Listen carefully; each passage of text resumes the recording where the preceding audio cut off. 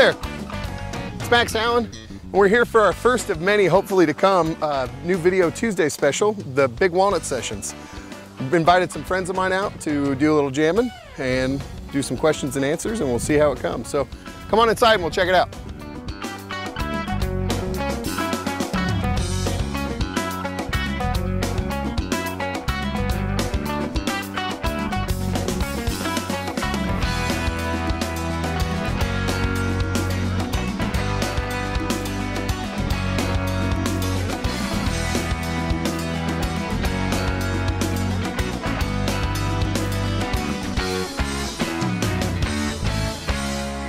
My name is John Concannon. A lot of my friends or other musicians know me as Johnny C.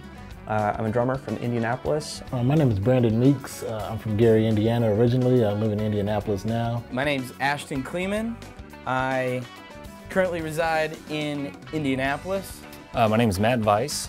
I live in Indianapolis. I got started in music at about 9 years old. I wanted to play bass guitar, and my parents ended up getting me a regular lead guitar because they didn't really think the bass was such a cool instrument. I did not start with the drums first. I played piano when I was a little kid. I did school band. I played the baritone horn. I sat right in front of the drummers.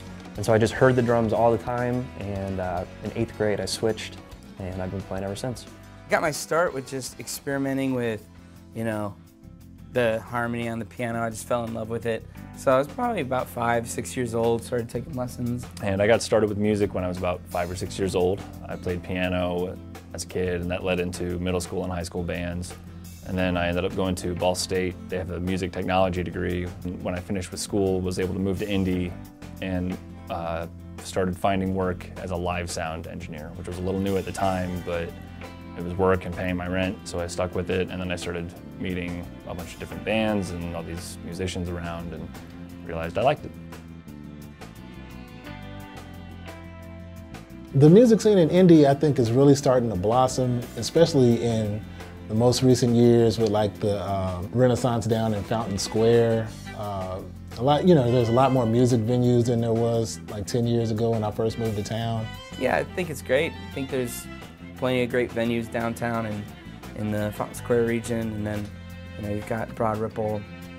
We do have a couple of dueling piano bars, and it's like there are a few places where you can go sit and listen to live music, and that's awesome, I think. The Indianapolis scene is, I don't want to say it's unique because other cities have it. I think it's closer to something like Nashville where it's friendly. People are trying to get more work to happen, and it's positive. People want the scene to grow, establish like bars and breweries and different restaurants and all this. Like, people are still bringing out live music, and I feel like I've been seeing more of it in the last 5, 6 years. So it's been happening as more people come to Indy.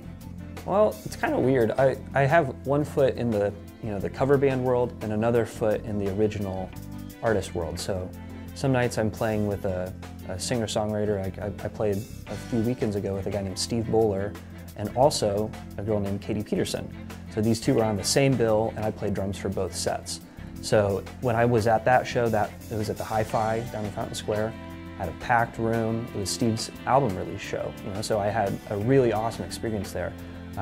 And then there are other nights where I'm playing in clubs and bars, and we've got a crowd full of dancing people. A lot of the musicians that I came up with are really starting to branch out and put out new music, and they're getting bigger fan bases and drawing bigger crowds. And then there's younger people that are coming into the scene and is doing great things. And I really see the scene like really starting to grow and flourish. It's progressed a lot from when I moved here in 2004. So.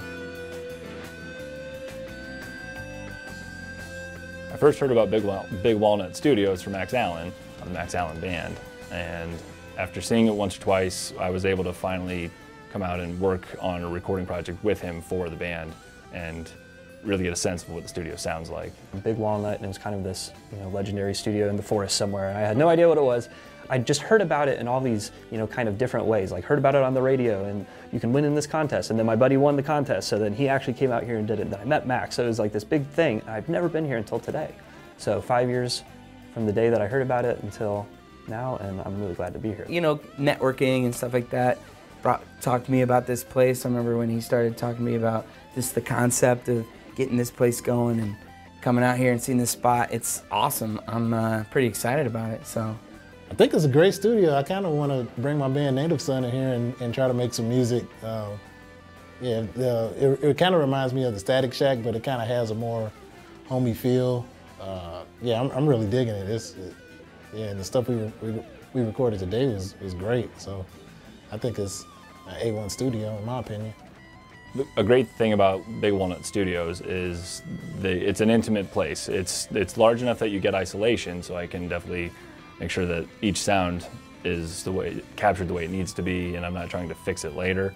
We have 2 ISO booths in this room, so basically you've got the option to really keep this room isolated. You've got a piano over in the corner. There's all sorts of instruments around in here. Great recording, awesome engineer. So there's not much you can complain about. And then you walk outside and you look around, and you're not in a city. You can smell clean, fresh air, and it's just awesome. The drive out, yeah, it was nice once I got off 70, you know. And then, yeah, it's beautiful back here, nice countries. Definitely makes me think about, like, I would come out here to write something, a book or song. It's cool to kind of drive out into the country and just see, you know, like there's a cow. Just, oh, cool. Hey, Mr. Cow, I'm going to play some music. What's up? You know, I like that. The drive out here was a little weird. It took me like an hour. I mean, I'm a city guy, so like going through rural areas and things like that, you know, that's out of my comfort zone. But but once I got here, it was fine. When Max told me they were recording Higher Ground by Stevie Wonder, that got my mind thinking back to just I have a Stevie Wonder #1's kind of greatest hits album of 20 of his greatest hits throughout time, and I really started listening to it a lot. One of the cover groups that I play with plays that song, so I play this song, you know, maybe 3 or 4 nights a week sometimes, and whenever we play it with that group though, it has a different feel than what we did today. And that, to me, is the sign of a great song. A great song can transcend different feels, genres, and approaches to music. I remember noticing after many, many listens of a lot of the 70s era Stevie Wonder, like, wait a minute, all of these vocals are doubled. I had no idea. He's hitting it that tightly, and they were recording to tape the whole time. It was 1977. They didn't have anything. They couldn't go back and pitch anything or time stretch anything, any of the stuff. They just played the bejesus out of this thing. It's fun. It's like hitting bongos, and you can slap and miss notes, and you know it doesn't matter because it's just a whack. You know, it's kind of fun, especially when you have the right sound though too. You can't really do it on the piano. You know, you slap around. Yeah, everybody does. You can you hear the note. Like as soon as I hit it, as fast as I can hit it, there's still a boom. But on the clavinet, if you hit it real fast, it's just a whack. So the sound was so different that I really didn't like it at first, but for some reason I kept listening to it. It was like something about it that I couldn't really like put it down. And over time, it became like one of my favorite records. So it was really cool to get to play something from that album because that was like a really big turning point in my musical taste. The original drumming on the song is really great. It's kind of a blues shuffle, but it has a really cool feel to it, and it's not super repetitive, so it gives it kind of that funk feel over this maybe kind of what most people would play as like a straight blues. So that different approach to the drum kit on that song definitely gave it a different vibe than some of his other tunes that had more of a, like a Motown feel. So that slightly different change up to me is definitely something I appreciate on this song. This song, to me, is never going to go away because it stands up as a truly great song that you can play it in any way and still have a really successful song.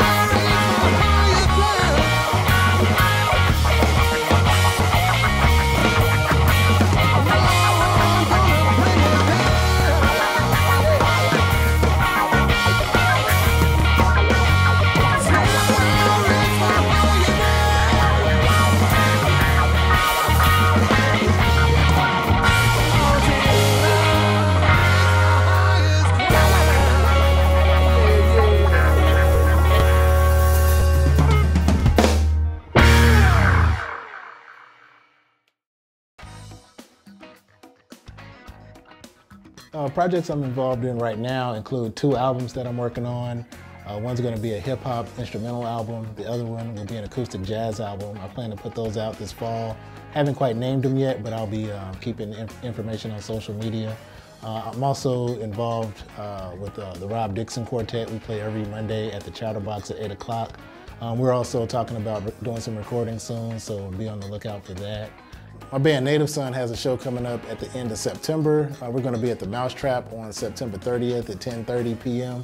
So we definitely want to see as many people out as we can. It's a great band and we're going to play some great music that night. We got some new stuff that we're presenting. So definitely come check us out at the Mousetrap on September 30th.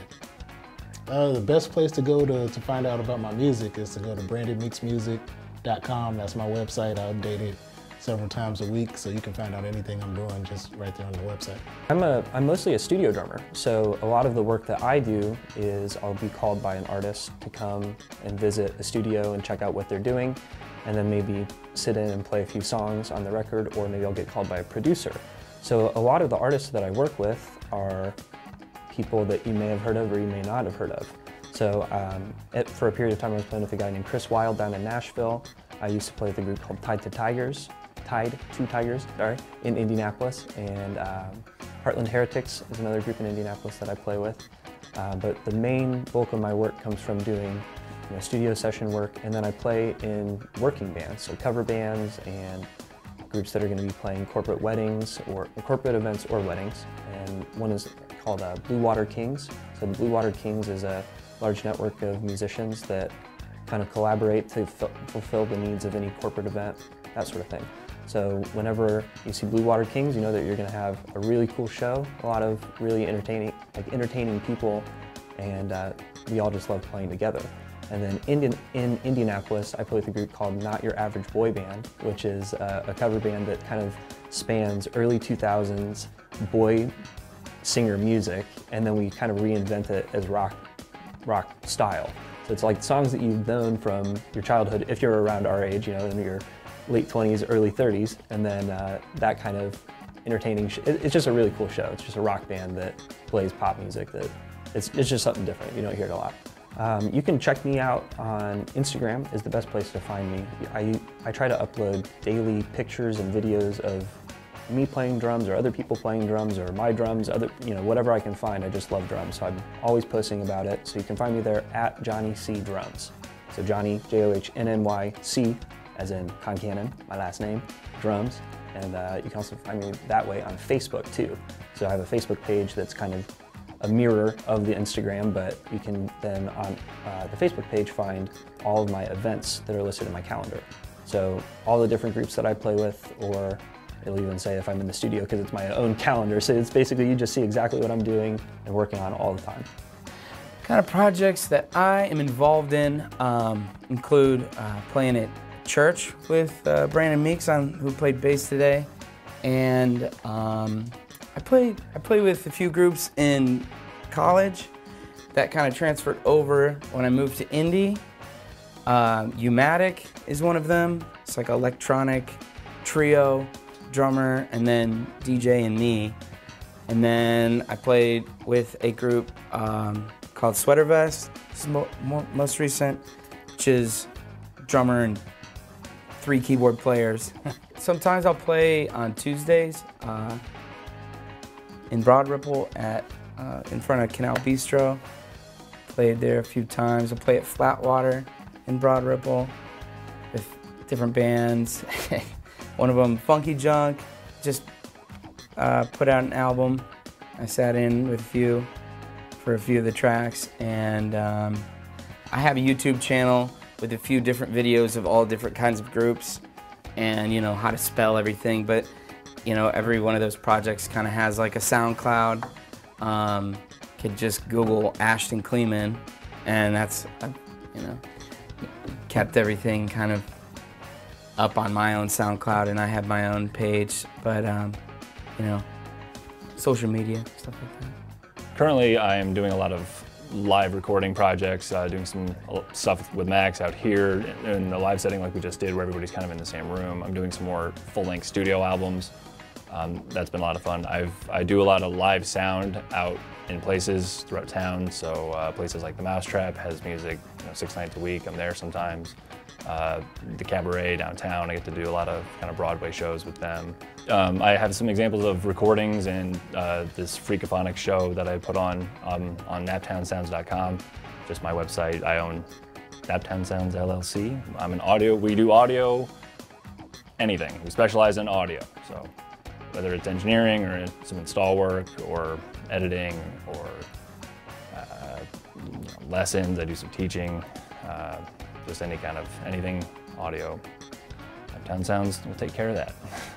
Another big goal with the Big Walnut Sessions is to try to reach out and find new musicians, find other people that are hungry as we are, to explore new realms of music and to promote what they're doing, And if you're a musician that would like to come out and hang out and jam, send me a message, send us a personal message. You can contact Big Walnut, bigwalnutrecords@gmail.com. Yeah, hopefully we'll see you, and I hope you guys enjoy this. We worked really hard at it.